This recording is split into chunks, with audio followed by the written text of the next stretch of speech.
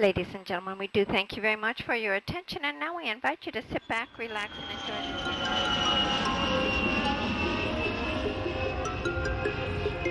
the Welcome to our top travel destinations. I am your host, Kevin Flanagan. I have been editor of the weekly travel news column in the Sunday Independent and the Fine Wine and Food Guide, and I am here to use my decades of experience to help you know exactly where to stay, eat, drink, shop, and explore when visiting the world's top travel destinations. So sit back and enjoy the wonders of travel as we take off on our magical journey together. Welcome to Kevin's Top Travel Destinations. This week we are visiting India, that wonderful land full of colour and extraordinary smells and experiences. And we're going to concentrate on a prosperous Indian state, the best for lifelong learning, for best of life indicators, the most prosperous part of India actually, which is Goa. Goa has a reputation second to none. It really came into prominence over the last 20, 30 years, where it became a haven for those who wanted something a little different in life. It was an alternative lifestyle place for those who wanted the sun, the sea, and a bit of spirituality. Throw in a few mind substance altering drugs and some great nightlife, and that really is Goa. So I had to go along with a friend who's been there for many years, and my friend has even had businesses there, like a hotel and other entrepreneurial initiatives. So he had always been begging me to come to Goa, and finally I took the plunge just a year and a half ago. And it was a very interesting experience. But before we dive into my take on it, let me just tell you a little bit about Goa. It has a real long and very important history, particularly where the Portuguese are involved, because the Portuguese took over Goa and made it a imperial destination for them to extract minerals and precious metals and all sorts of things at the cost of the population. Not only did they do that, but they imposed the Catholic faith on the locals, and even had an inquisition, which has a really horrible history, where they burnt people at the stake for following their traditional religion. So what's new? I suppose it happens and happened throughout history. But it's still rather grating when you see what the Portuguese did. And Goa is another unique place because it's the only place in India that wasn't ruled by the British Empire.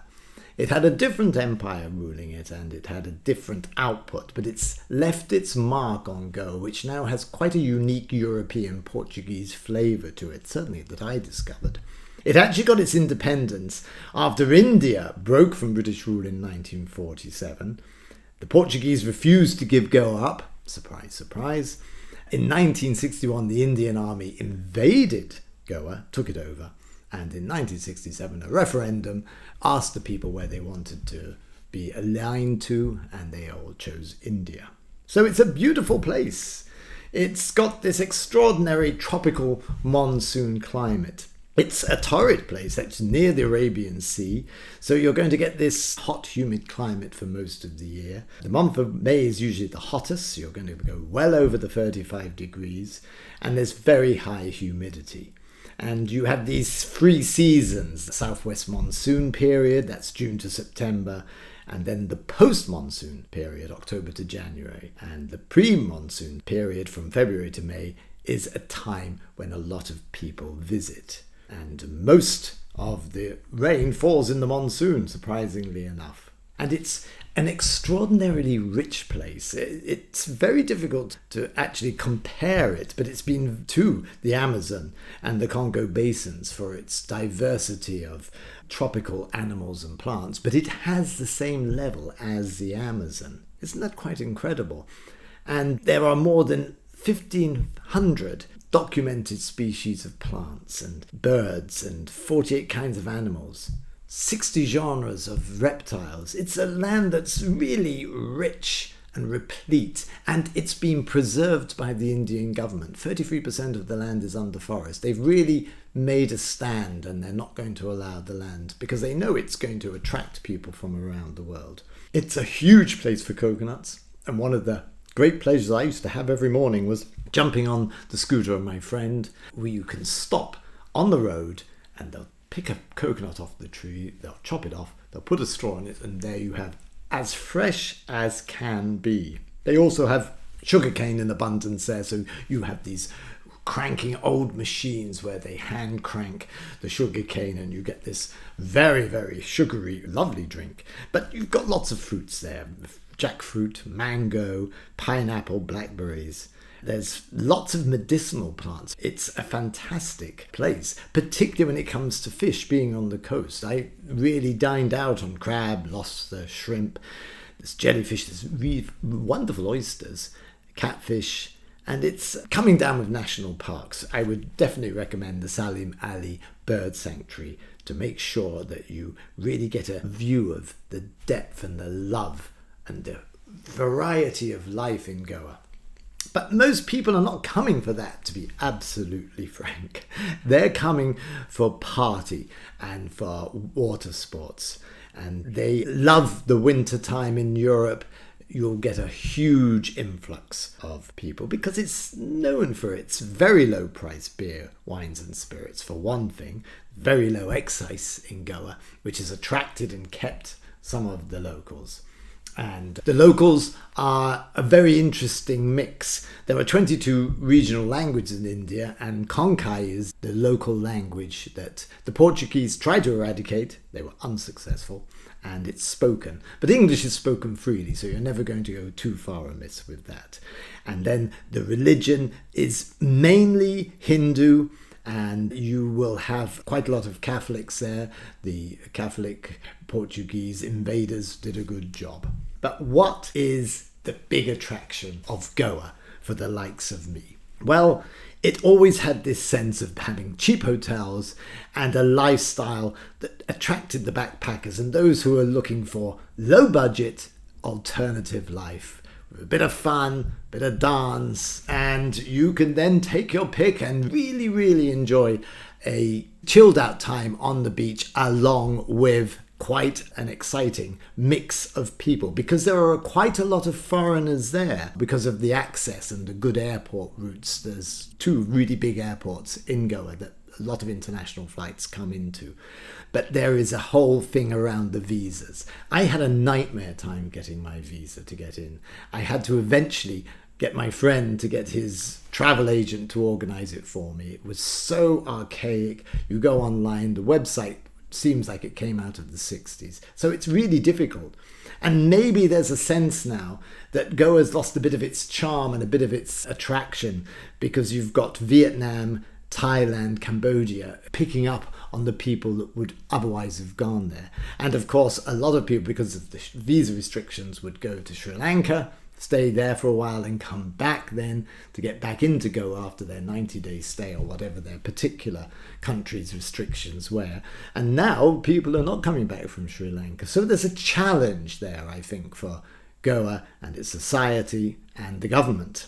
And it will be interesting to see how that plays out. But that's probably good news for you if you're thinking of going to Goa, because it's not as crowded or as mad as it used to be. And one of the things you're going to enjoy if you do go, which I certainly did, is the food. I mean, it's this incredible rich variety, particularly fish dishes. You've got these coconut and coconut oil, chilies, peppers, spices, interesting use of vinegar. And I would say that Goan has been influenced by the Portuguese, and you still see it in some of the foods that you'll be served. They even have the Goan Catholic and the Goan Hindu cuisine, 2 different types of cuisine. And I can remember some of the wonderful pork dishes such as vindaloo, zakuti, chiriko, and cooked for major occasions by the Goan Catholics, where dishes like sorpatal. So rich mix of vegetables, stews. There's a dish called kata kate, which is a stew, popular dish during the celebration festivals. both the Hindu and the Catholics alike. I can remember one curry, which I think was the best curry I'd ever tasted. This was at a roadside cafe. And remember, Goa's designed for beaches. You do have towns adjacent to the beaches, but they're all on dirt roads for the most part. If you're on a scooter, which is the bespoke way to travel for a lot of tourists, you're going to get your eyes filled with dust, your ears, your mouth, your nose. You really want to stick to the beaches because the roads and the little villages next to them are not really designed for tourists.